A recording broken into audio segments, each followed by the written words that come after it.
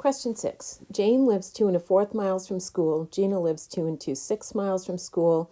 Megan lives 2 6/8 miles from school. Put these distances in order from least to greatest. So I'm going to rewrite these fractions. And while I'm doing that, I'm thinking about the fact that they all have the whole number 2. So they're all pretty similar numbers, close to one another on the number line. They're all between 2 and 3. I just don't know which are closer to 2 and which are closer to 3. So when I analyze the fractions a little bit, the first thing that sticks out in my mind is how far they are from a half. So 1/4, 2/4 would be exactly a half, and so 1/4 is less than half. 2/6, if I had sixths, 3 of them would be halfway, and 2 is just a little less than half also. So these two fractions are really close together. 6/8, on the other hand, if I have eighths, exactly half would be 4. And so since this is the only one that's actually more than a half, I kind of already know that this whole number and fraction is greater than the other two. So I've already kind of eliminated having to do any work with this one. So I know that this one is the greatest fraction so far. So I'm just going to kind of keep that one to the side. The other two, however, are super close to one another. So I'm going to want to do a little bit of work with them. So 1/4 and 2/6 can be changed to have the common denominator. So when I count by 4s and I count by 6, I know that 12 would be my common denominator. So if I look at 4, I know I would be looking at the pattern 3 times 3. So 1 times 3 would be 3. And for 6 to 12, it would be times 2. So I know I'm multiplying by 2 halves. It would give me 4/12. So this fraction would be greater than 2 1/4. So actually, the way I put them in order, they are already in least to greatest order. Number 7, Taylor saw an American alligator at the zoo that measured 12 and 11/12 feet long. The record length of an American alligator is 19 1/6 feet long. How much longer is the record alligator than the alligator Taylor saw? So it sounds like I'm finding a difference between those two numbers when they're asking us to find how much longer, how much bigger. When you're finding a difference between two numbers, we need to subtract them. So I'm going to put 19 1/6 up here. It's the greater of the two numbers. And 12 and 11/12 here. I see I don't have a common denominator, but I know it would be 12. Second fraction isn't changing. And the first fraction, I know I need to multiply by 2/2.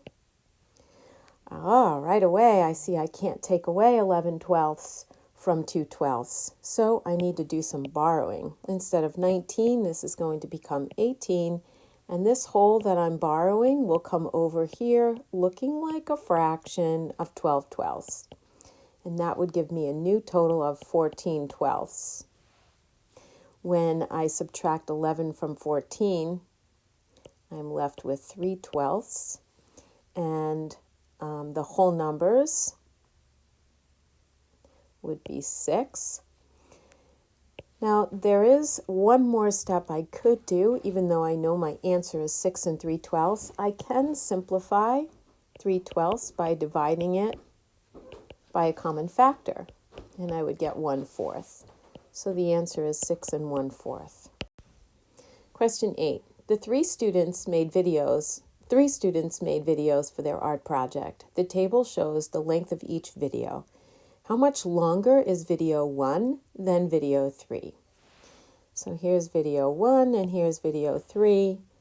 I know I'm looking to find the difference between those two, so I'm going to subtract the smaller one from the greater one. Once again, my common denominator would be 12. For the first fraction, I would be multiplying by 3/3.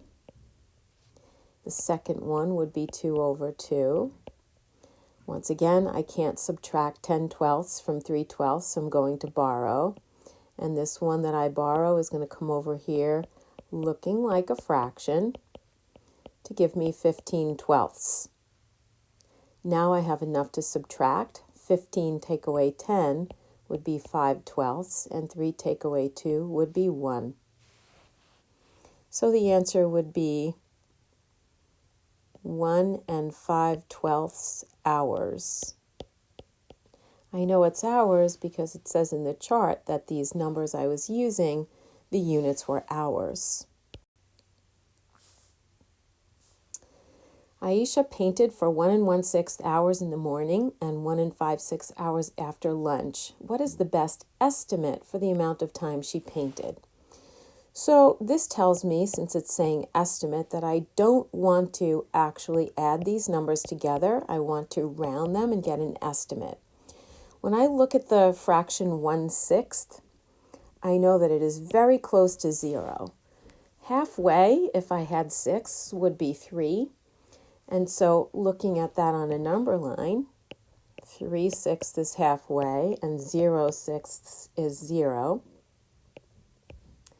I see that 1/6 is only 1 hop to 0, but 2 hops to get to halfway. So since the fraction would be equivalent to 0, I'm going to round this to just the whole number 1. On the other hand, the second fraction is 5/6, which is very close to 6/6,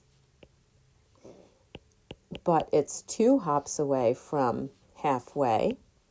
So I know that this fraction would be closer to a whole, so I would round this to 2. 1 for the whole number and another one for the fraction that's close to a whole. So if I add my two whole numbers together, the estimate would be 3 hours. Open the third video to finish up your study guide.